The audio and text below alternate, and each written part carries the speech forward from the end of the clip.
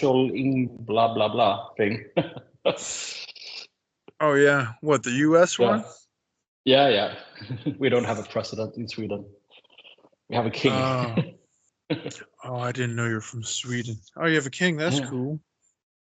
Yeah. Well, it's a little bit of clown too, but he's in a straight jacket, more or less.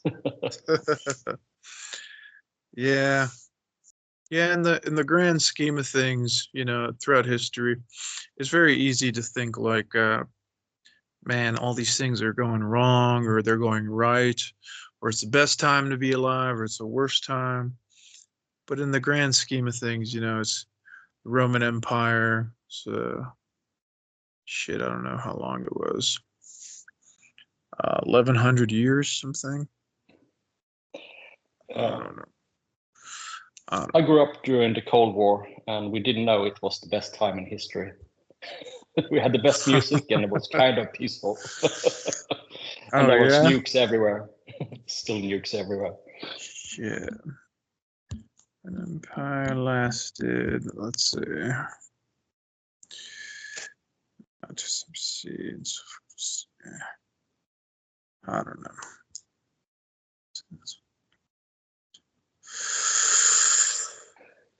I don't know. But anyways, things happen in time, and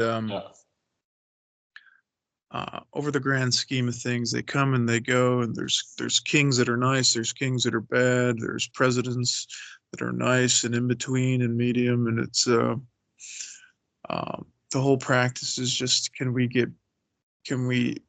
be in the world but not of the world, Can we think of these things logically and reasonably, but at the same time not allow it to affect us too much emotionally? It's okay to be a little affected when things happen that are good or bad. It's no problem in that. But if it starts causing great dissatisfaction, then it's something that we have to remedy, But even in our little world, we have elections and all these things, or we don't have elections, we just have kings or whatever. But there's lots of places in the world that are better or worse than us, and we're not pining and perishing over each individual one, because it's really just an illusion in our head. We can't live out each person's life in the moment. We only have this moment with ourselves. So nobody wants bad things to happen, but the truth of reality is there's both things in life. There's good, there's bad, there's up and down, and birth and death, suffering and elation. And can we be okay living in a world like that, where there's aging, sickness, and death, where there's anicca, dukkha, anatta? That's the question. Can we be okay with that? Can we accept that we have no control over the physical realm, over other people's minds, over many situations? If we can be okay with that, if we could instead look at the passings and comings and goings of politics as like, the forest, there's dead trees in the forest, there's sick trees, there's sick animals, hurt animals, killed animals, happy trees, healthy trees. That is the nature of reality, Some seasons are worse than others. Sometimes the forest gets obliterated. Sometimes it lasts longer than any other forest. It's, you can't cry over each blade of grass that is destroyed, because then there wouldn't be a forest, because they need the nutrients of the plants that go into the soil and animals that create new nutrients for the soil, for the plants to consume and other animals to consume. And, it's just a cycle. So if we bang our heads and say, man, this thing happened in politics, I didn't want it to happen. It's just the way of nature. It's nothing personal, nothing to take to heart.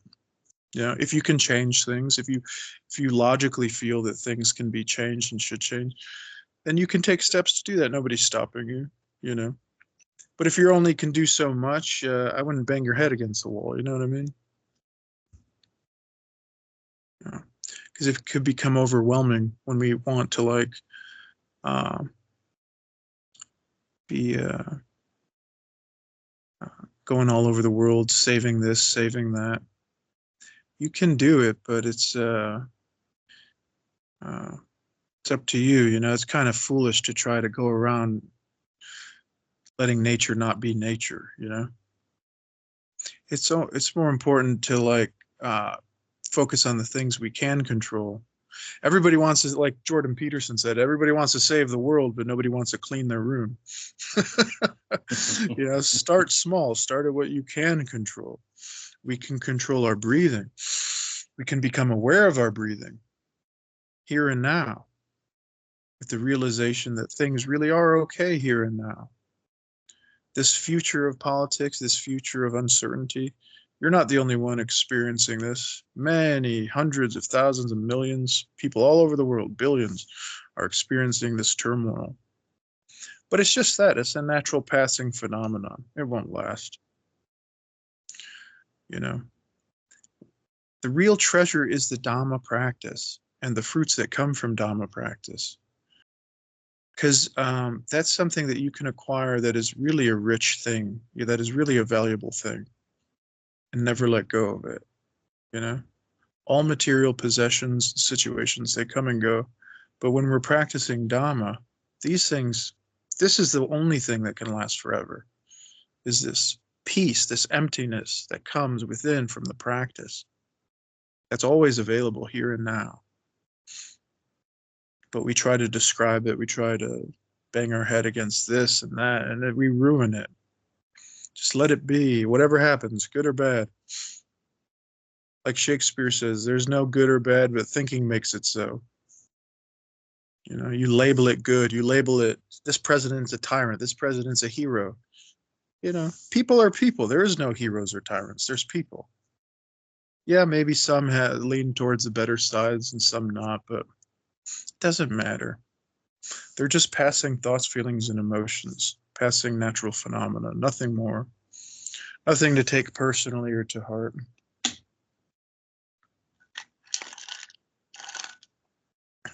There's nothing to do, nowhere to go, you know? Yeah, it's almost so good of a feeling, we almost purposely put it off because we know it's always this gift we have in the background.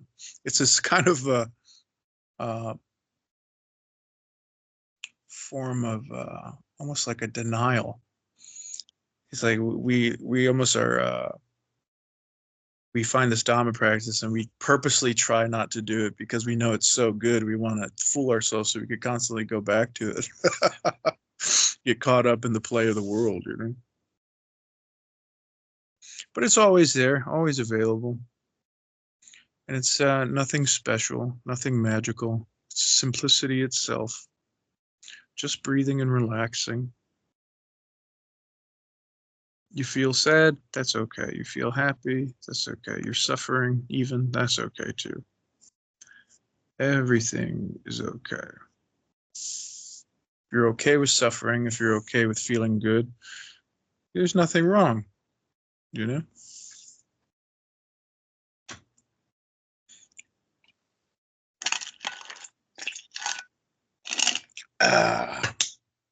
Were you from America, United States, or Canada? Mm-hmm. America. USA. Yeah. Yes. Yeah, you know, so you're completely chilled. What's that? You're completely chilled. Chill? Yeah. Oh yeah, Peaceful. yeah. Yeah. Oh yeah. Yeah, you know, what can you do? Every president has both good qualities and bad qualities, you know. Every person has that. You know, there's a, you know, if I put down my phone and look outside, there's no everybody coming to get me. There's no lions, there's no nothing. It's just a beautiful tree and a little dude in here creating beautiful art, talking to his friends about breathing and relaxing. That's the truth, you know. And if things do ever happen, then you deal with them as they come. The body takes care of it naturally, you know. If there's a danger, the body responds. It either runs or fights or flights or whatever. Or it curls up in a fetal position. That's okay too. But the body will take control of it. We don't have really to worry about it. In that way, things in a sense are kind of preordained, you know?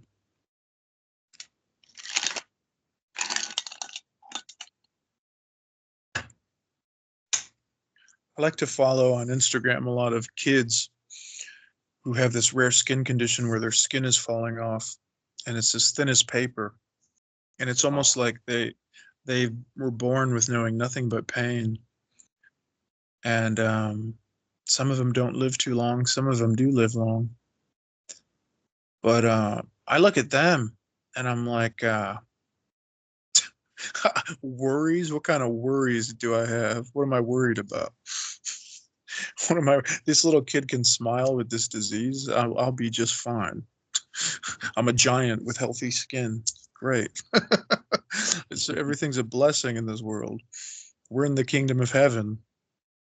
If we could only learn to want what we have, like Nisargadatta said, to learn to want what we have and discard that which we don't have or need, then you'll really be it. You're quite into Nisargadatta also.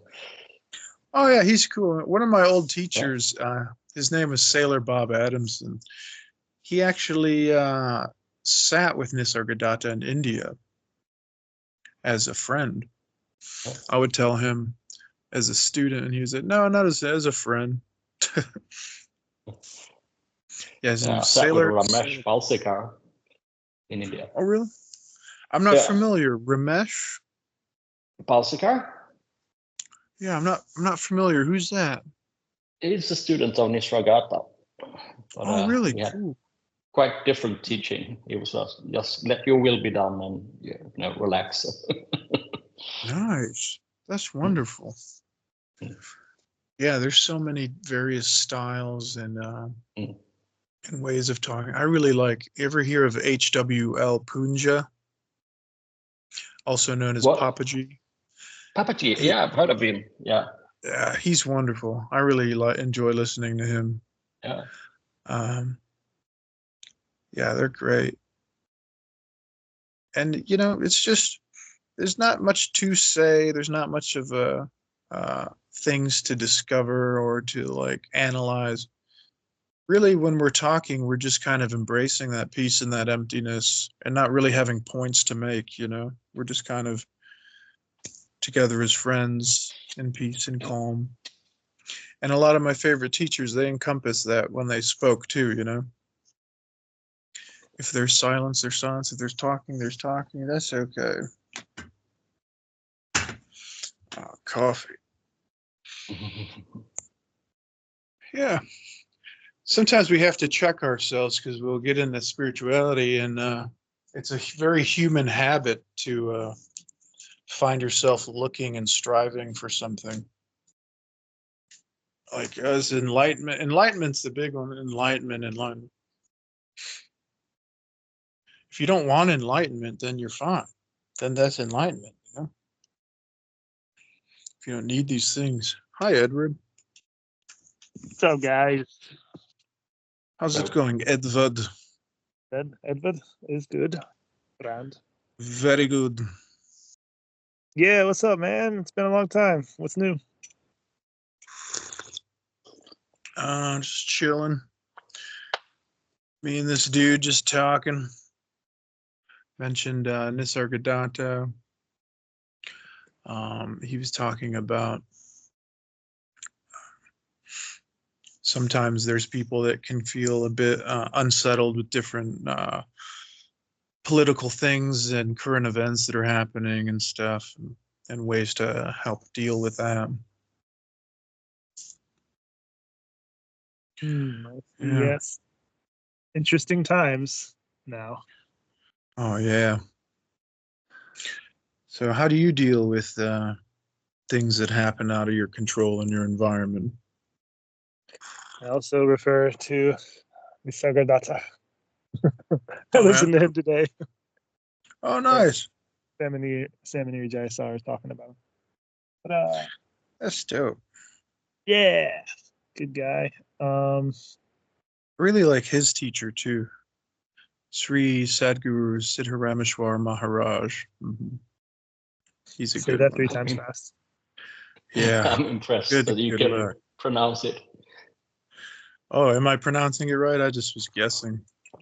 I don't know, but you're pronouncing something and it sounds good.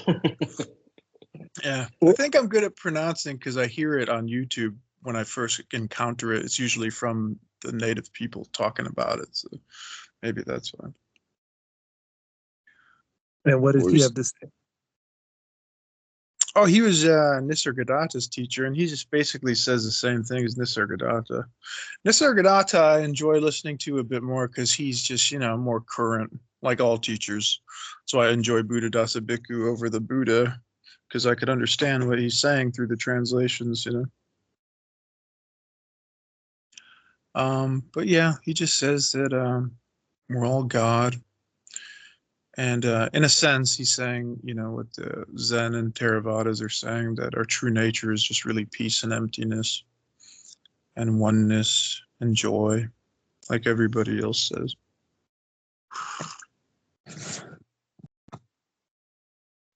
So have different words to describe it. He's very like Advaita Vedanta, a lot of I am kind of stuff. Self view. Yeah, and even they say there's the false self and the real self, and it's just like the Buddha's saying, there's the ego, and then there's the peace, that comes with not associating too strongly with the permanent self. It's just said in different ways, In a lot of ways, Advaita Vedanta, it's even better because they're not so attached to these rites, rules, and rituals like a lot of Buddhists I find. Like Anamali Swami, the student of Ramana Maharshi, he would say, all you need is a room with 4 walls. You'll be fine. You could practice there all the rest of your life. Just remaining silent. See, it's like, well, where's the bells? Where's the whistles? Where's the Thailand? Where's the temples and Watts and hierarchy and this? It's like it's not existent there. Even Ramana, he got shunned kind of by the original Advaita Vedantan community because he didn't have a teacher. According to them, his teacher, he claimed, was the Mount Aranuchala. Yeah. That was his teacher, and they didn't like that. They wanted it to be a physical person teacher. So he kind of broke off into his own little, they kind of view him, from what I understand, as like an outsider, But now he's one of the most famous Advaita Vedantins in the world. But he's just like Ramakrishna. There's not really much different.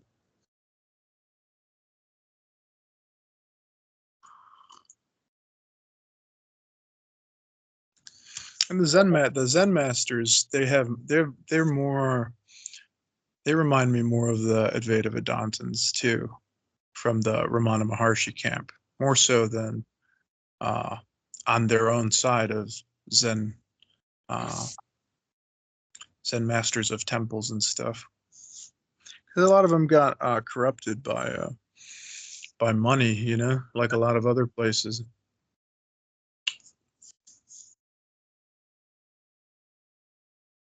Money will do that.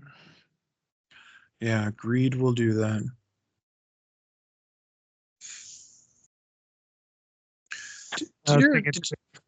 I'm sorry, go ahead. Greed pretends to be wise. Often. Greed pretends to be wise. See, but that's the great thing. People have fucking really had a difficult time trying to find teachers that are not just pretending to be wise. You're never going to find a perfect human. Humans are humans. They're flawed. That's no problem with being flawed. But if you want to find a good teacher, 9 times out of 10, they just don't want your money. That's just one thing. If you can get through that one hurdle, find a teacher that doesn't want your fucking money, that's fucking clears out 90-something% of all the horrible teachers out there.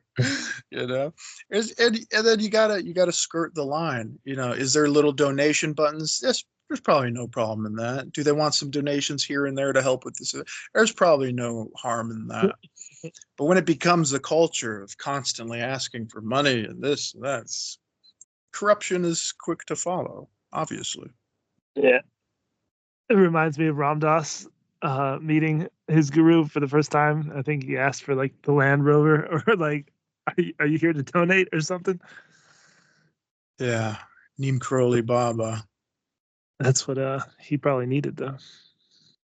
Yeah, Neem Karoli Baba told Ram Dass not to touch money, and then he found a loophole, so he started using credit cards. He's like, your fingers, I don't want your fingers to ever touch money. He's like, okay. But I feel like that's missing the point. You know? But I feel Ram Dass, he actually respected his teacher, because I looked at his net worth by the time he died, and he was only like 100,000. So I feel like that's fair. But you know, who am I to fucking judge? I don't know. But if your teacher's talking about selflessness and spirituality, and you look at their net worth and it's $70 million, like Eckhart Tolle, go fuck yourself. You know, go fucking fuck yourself. He has a net worth of that? Yeah, something like that. 70 something million dollars. Telling us about selflessness. Fuck off. I'm enlightened. Give me your money. Yeah. It's just my opinion. It's an unpopular opinion, but whatever. I think the truth is just blatant in that case.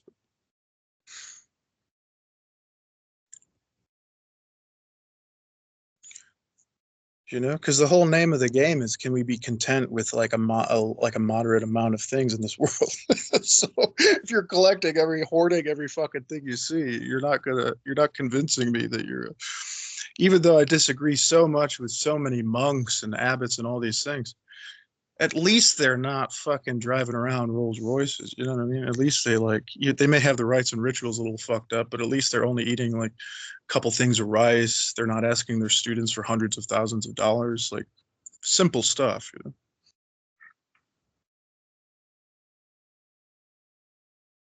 Yeah, I suppose one could also hoard or covet a lower class lifestyle or middle class and put that on a pedestal. Like, do you know what I mean? What do you mean? It's about clinging.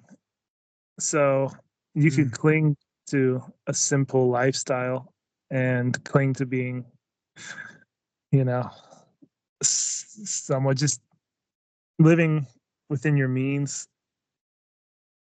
And maybe if you've been clinging to that your whole life, then maybe it'd be freeing to try the rich side. Yeah. I don't know. Silly. I think it's silly. I don't know. It just comes down to, you know, if there's a person who's living a very simple life talking about spirituality, there's a very high probability that he will not try to swindle you, and that he is earnest with what his teachings are. Yeah. This is basic 2 + 2 = 4, you know. And people could play the game. Is there rich people that are good spiritual teachers? I don't know. Go find them, you know. I don't fucking know. Good luck. No. Yeah, good luck with that. Because we're born in the Western culture, so there's an obsession with the hero, the man. What is a man? Is somebody who goes out and achieves and gets things and is goal-oriented and is very rich, very materialistic. And the reason that I ever got drawn into Dhamma practice was because it's the opposite. You know, there's cultures that are wrapped up in Buddhism that they value humility, they value selflessness, they value compassion over other things. You know, this is what it's all about.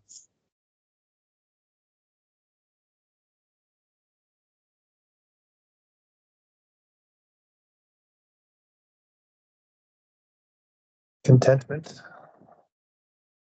Yeah, being content with what we have. With our billions of dollars. With our billions of dollars. Yeah, they like to say, I could give up my millions at any time because I'm so unattached to it. It's like, okay, do it. So unattached to your millions, do it. Yeah, I could give up I'm drinking. waiting for the right time. I could stop. We'll do it. Yeah. Or don't do it, That's the beauty of Dhamma practices. We don't have to control others. We don't have to even be concerned with what others are doing, whether they're good teachers, bad teachers, rich. It would only be concerning if we take them on as a teacher or something like that. But aside from that, that's the beauty of life, is that you don't need to convince anything. And the deeper you go into Dhamma practice, it's even better, because you don't even give a fuck about likes or subscribes or any fucking person's opinions, even if it's your parents. It's just, you're just flowing and not giving a flying fuck. And it's freeing. And it's, people lie to themselves. You say you can get to a place like that, but those sankharas can be tricky sometimes, but easily overcome with earnest practice.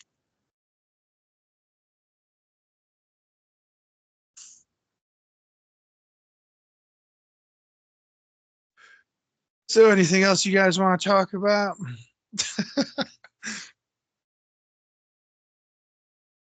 I kind of like this subject. Can you be free to add structure and go for the likes, subscribers, and money, but not cling to it? Yeah, but it doesn't make sense, You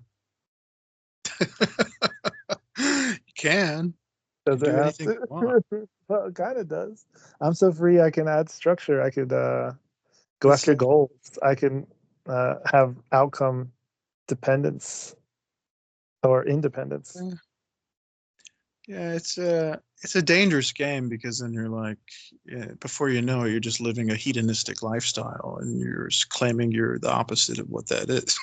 It doesn't make any sense. Like, I mean, if you want to, there's nothing wrong. If you want to be a hedonist, you want to be go do it. There's nothing wrong with it. That's why U.G. Krishnamurti used to say the criminals are the thieves are more honest than some spiritual teachers, because at least with a thief, he gives you signs, he gives you signals. He may even blatantly tell you, like, I'm a criminal. You know what I mean? Look, you know what they want. You spend some time with him, you'll immediately know, oh, he stole my watch. He's a fucking thief. But you know where he stands. With the spiritual people, it's like, oh, I'm not a thief. I'm pure. Come, give me your fucking money. Give me this. It's like, that's fucking fucked up. Give me a thief or a whore or whatever any day. At least I know what they are. There's a honesty. There's a raw honesty there, with those people. That's probably why Jesus hung out with them. Maybe for other reasons. Yeah, maybe. Yeah, I like to diversify. Also, diversify what? Diversify my social groups and be friends with some. Well, it's a balance, because you want to disassociate from the foolish, but sometimes they're unavoidable. Yeah, if we did that, we'd never leave the fucking house. Yeah, and I could be foolish sometimes too. Me too. I find foolish. Yeah. Yeah. It's you don't have to get it right. You don't have to be perfect. An earnest attempt at breathing and relaxing and letting go of thoughts, feelings, and emotions that a lot of people cling to and view as permanent. That's it. Zen Master Sung Sen used to say, if you're practicing correctly, correct practices, you're living compassionate, simple life. And if a dog comes to you and needs help, you help the dog if you can. And then you go about living a compassionate life, peaceful life. And he said that's the whole entirety of Buddhism right there. And I agree. It's not much to it. But we don't like that. We want to make enough. You want to make a lot to it.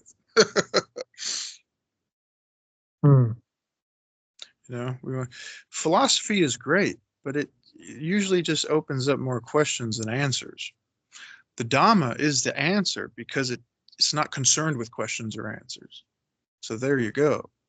It's not concerned with impressing. It's not concerned with finding this and finding that. What about this? It's not concerned with it. It's concerned with breathing and relaxing, letting go of the anicca, dukkha, anatta mind, letting it be. Let the mind do its own thing, and we step back, realizing we're not entirely the mind. It's not us. It's just a passing phenomenon, a natural phenomenon that arises like everything else and falls away.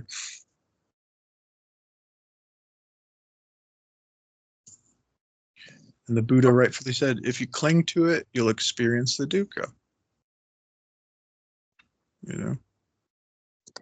Yeah, I like how he taught a simple teaching for those that needed a simple teaching, and complexity, or for those that are more logical and kind of needed the Dhamma or the technical stuff. That was there too. So I put that all in the context of Buddhism. Like, it's both simple and complex, rational and post-rational. Yeah. But it's also can be like an over-intellectualization of it, where people are scratching their heads like, what the fuck are these guys talking about? So keeping it simple, stupid, in my opinion, is more valuable, even if it does naturally have some of those traits you're talking about. It's like, we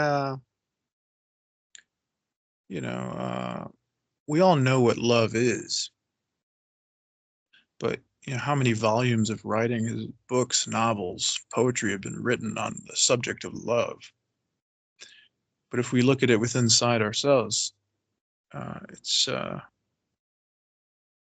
it needs no definition attached to it. It's just there. And not romantic bullshit love, but like real love.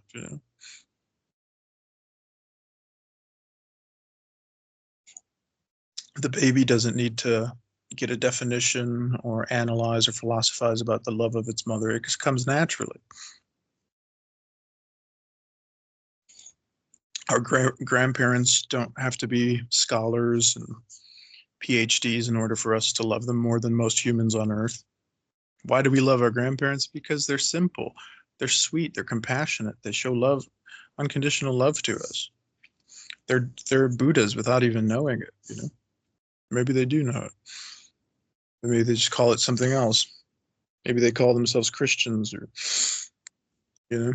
or atheists. It's okay.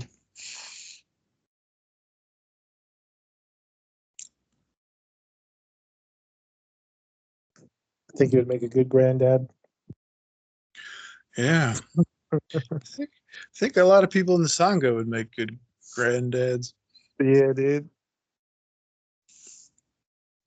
That's why when I spend a lot of time talking in the Sangha, sometimes I'll go online and talk to like, quote, normal people. And it's so like, wow, like a shock almost. Like they're not really, practicing the Dhamma. And then it really highlights the good qualities of all you guys.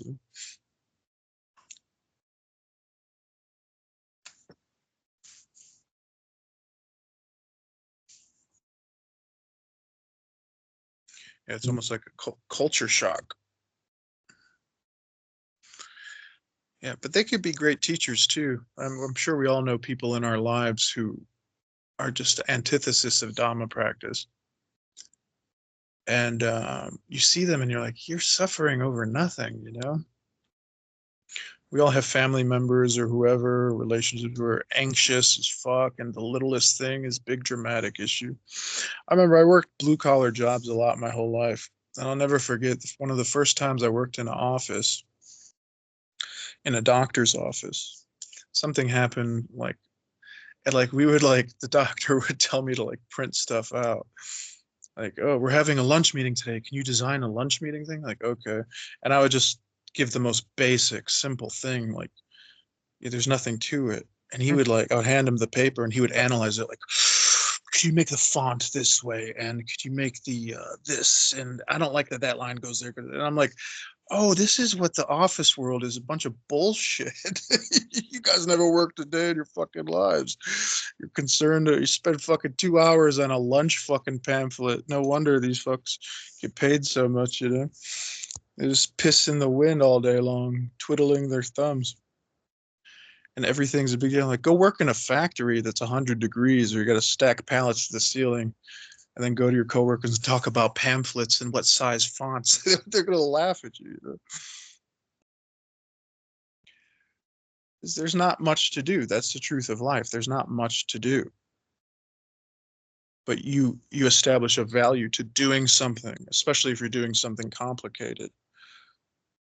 That's why the best teachers, they teach their students fast, simple, to the point, not a bunch of bullshit. Because the opposite is a lot of teachers have these egos, and it's like, well, I can't teach him something simple, right? If I teach him that this is simple, then I'm going to look like, oh, I'm just teaching a simple thing. So in order to make myself look like really something great, I got to make the Dhamma very, philosophical. I got to make it very complicated. I got to make it like, I got to speak in riddles. Only certain people could understand me, you know? Then they'll really think I'm something. But it's just breathing and fucking relaxing. That's the Zen way. That's just the way. Enough in thinking, there's something to attain, then they keep tricking you. And they call it upaya also, like skillful means. Maybe you should make it complicated for those that need complication in order to then get them to breathe and relax. Eventually, like he who persists in his folly becomes wise. That's the way the Zen people approach the students are thirsty and they come to you for a drink, and a lot of people are up their own ass. Like I was talking about this. Oh, you see this cup? Well, you have to turn it at 30 degrees before you put it to your lips. Just fucking drink the glass. See, there's no need for lots of Dhamma books. There's no need for lots of questions and answers. There's no need for it. It's the one area in life where there's no need. That's the magic of it. If there is true magic, that's the magic of it. It's gone. It's dissolved of all pretension, all pretentious bullshit. That's the real Dhamma. You know, talk to this person like this and cradle this baby like that. No. Then, you teach like that. Then it's like one person scratching their head for 20 years, one person scratching their head for 5 years. What the fuck was he saying? Because it's a pretentious thing. It's an egotistical thing. Let them run around trying to figure out my confusion. Just speak plainly. Don't worry. Be happy. You encounter a problem in life, you deal with it accordingly with logic and reason, and just whatever happens, happens. Let go. Be okay with the way things are. Try your best and move on. That's it. But those books don't sell. A blank book don't sell shit. So you have to be like fucking, what's his name? Eckhart Tolle, and steal bits of Ramana, steal bits of the Buddha, write a whole fucking book. The power of this, the power of that. Jesus. Call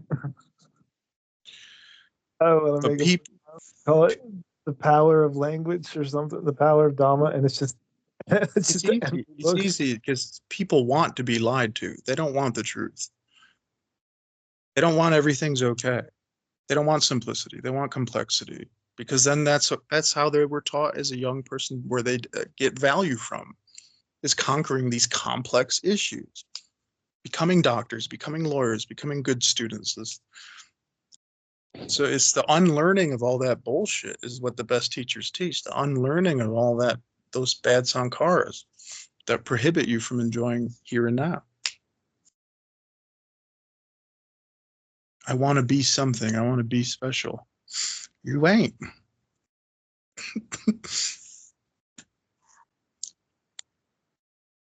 You think if the Buddha really thought all there is to it is breathing and relaxing, that he wouldn't have mentioned Four Noble Truths, Eightfold Paths, 7 Factors of like all that? You know, if you hear some good advice from somebody, you don't need to learn their whole life story. It's the truth is in the advice.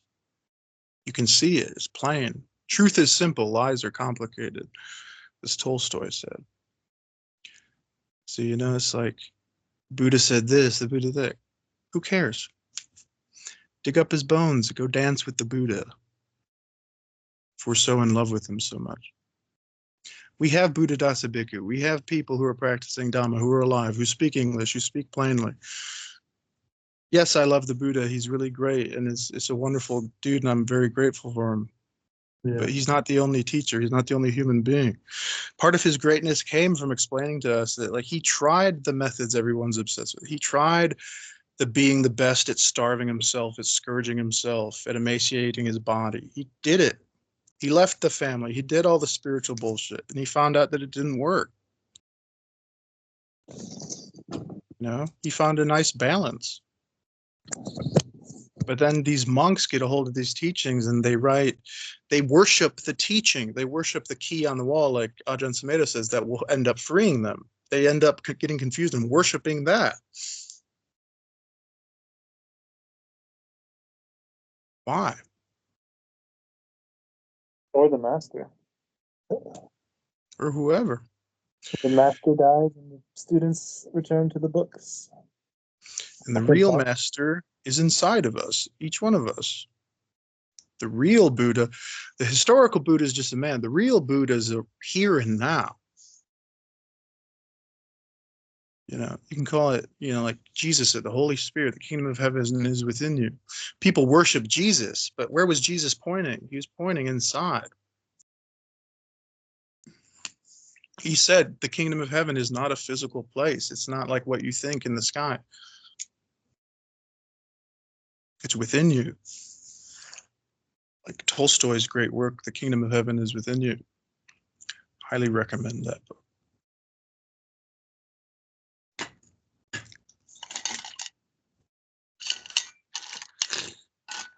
Well, dudes, that's about it, unless anybody has anything else they want to say or talk about.